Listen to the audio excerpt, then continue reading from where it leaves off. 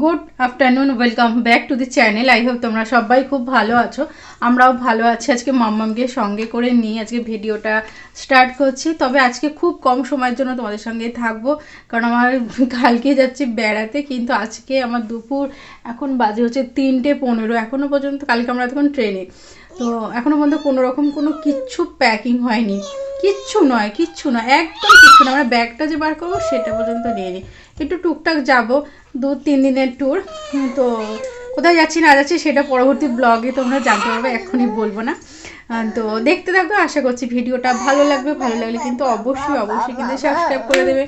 কার কথা শুনবে, আমার কথা না মাম্মার কথা? দুজন মিলে বক বক বক বক করছে। ও মাম, ওরা টিপ পড়ালে রাখছে না, এই করছে না, সেই করছে না, ওর অনেক কিছু। এখন শুধু খেলবে, জোর করে ধরে রেখেছি বলে বসে রয়েছে, ওই জন্য বিরক্ত করে দিচ্ছে।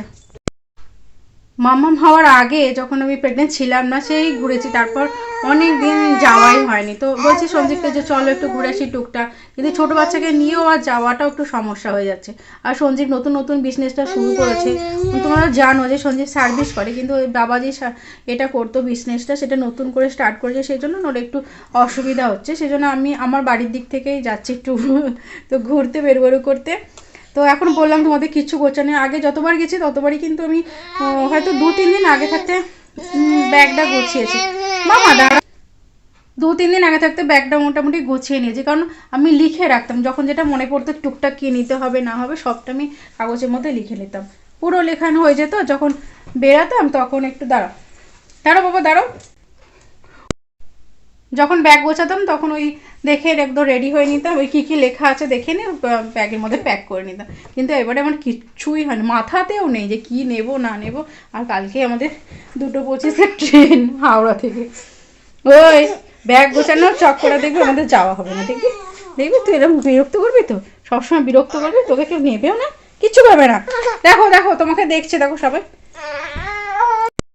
সবাইকে গুড ইভিনিং বলে দাও, বলো গুড ইভিনিং। আমি এই মাত্র ঘুম থেকে উঠলাম, আর আমার মা উঠে পড়ে আমাকে ঘুম পাড়িয়ে দিয়ে বলবে না, এই জাস্ট উঠেছে, জানো তো মশে টসে সব পড়েছে, দেখাচ্ছে তোমাদেরকে।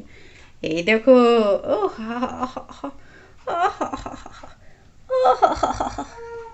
ওকে ঘুম পাড়িয়ে দিয়ে আমি একটুখানি গোছগাছ করছিলাম, প্যাকিং করছিলাম, যে কালকেই তো বেরোতে হবে, চলো একটুখানি অন্তত কিছু তো নিয়ে যেতে হবে, নাহলে তো গিয়ে অসুবিধায় পড়বো।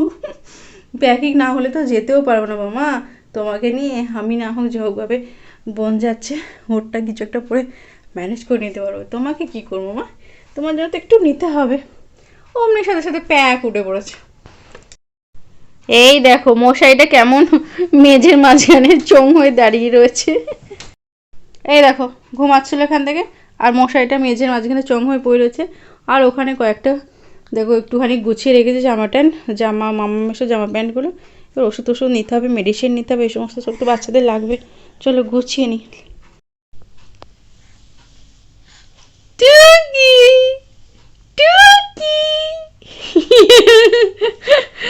মামাম দেখো ওখানে বিস্কিট পড়ে রয়েছে, অরিও একটা প্যাকেট রয়েছে, ওখানে সোনার বালা পড়ে রয়েছে, আর ওইখানে দেখো একটুখানি বিস্কিট ইঁদুরের মধ্যে কুটকুট করে কামড়িয়ে দিয়েছে, দুজন পড়ে রয়েছে, ছোটো ছোটো দুটো দাঁত বেরিয়েছে জানো। আর চলো এবার গুছিয়ে নিই মোটামুটি। এগুলো দেখো কি অবস্থা হয়ে রয়েছে আমার ঘর দৌড়। এসো এসো এসো এসো এসো এসো।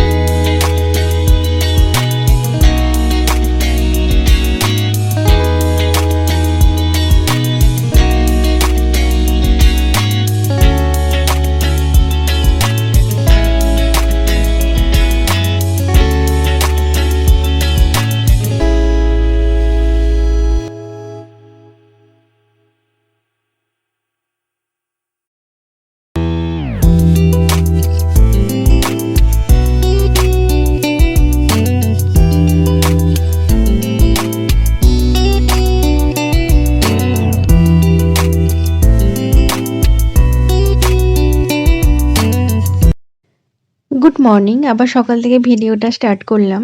তো সকালে উঠে পড়েছি অনেকটা সকালেই। তারপর উঠে সমস্ত কাজ ছিল একদম উপর থেকে নিচে অবধি, ৩ তলা থেকে একদম উঠান পর্যন্ত সমস্ত কাজ, ঝাড় দেওয়া, মোছা সব কাজগুলো কমপ্লিট করেছি। তবে নিচে ২ টো ঘর সবসময় পরিষ্কার করা হয় না, সব দিন খোলাও হচ্ছে না। মা যেহেতু নিচে একদমই যাচ্ছেন না, ওই ২ টো রুম এখন পরিষ্কার করা একদমই হচ্ছে না। মানে পরিষ্কার রয়েছে কিন্তু প্রতিদিন ঝাড় দেওয়াটা হচ্ছে না। বারান্দাটা ঝাড় দিয়ে চলে আসছি, সবটা করা হচ্ছে না। তো যাই হোক, আজকে আবার বেরোবার তাড়াতাড়ি রয়েছে, তাড়াতাড়ি করে করছি। কপি আলু ভাজা করব, আরও সমস্ত রান্না হবে। তো সঞ্জীব গেছে বাজারে, জানো আজকে শনিবার, শনিবার নাহলে রবিবার বাজার আসে। কালকে যেহেতু একটু ব্যস্ততা, আরও বেশি ব্যস্ত থাকবে, সেজন্য বলছে আজকেই নিয়ে আসি। কিন্তু আজকে আমিও যে চরম ব্যস্ত রয়েছি, যাই হোক সেটা কোনো অসুবিধা নেই। আমি এই দেখো আলুগুলো কেটে নিয়ে ছোটো ছোটো করে, যদিও বা ছিলকাগুলো রয়ে গেছে, খোসাগুলো ভালো মতো করতে পারলাম না, তাড়াতাড়ি করে করেছি তো। আর এখানে বাঁধাকপিটা কালকে কেটে রেখেছিলাম, ফ্রিজ ছিল। মাম্মাম কি করছো? মাম্মা দেখছো পায়ের কাছে বসে আছে। তো চলো এটা ছেড়ে দিই। মা চলো, মামা চলো, মামা চলো, মামা চলো। আজকে একটু তাড়াতাড়ি বাজারে চলে গেছে, তো সবজি বাজার, মাছের বাজার সবই এসে গেছে। ও নিয়েও চলে এসছে। আমার কপি আলু ভাজতে ভাজতে রুটিও করে নিচ্ছি এক সাইড দিয়ে।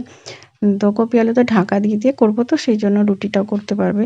আবার ওদিকে মাছটাও ঢেলে দিয়েছি ধোবার জন্য সিঙ্কে। আবার ওদিকে তোমার সবজিগুলো সব ঢেলেছি, এক এক করে কেটে কেটে তুলতে হবে। শাক টাকগুলো রয়েছে, এদিকে দুধটাও বসিয়েছি।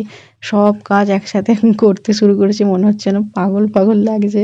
আদৌ বেরোতে পারবো কি সেটাই আমার সন্দেহ হচ্ছে। ওদিকে মাম্মামকে নিয়েও খুবই ব্যস্ত, জানো একবার করে আসছে পায়ের কাছে, নিচেই বসে রয়েছে আমার পায়ের সামনে।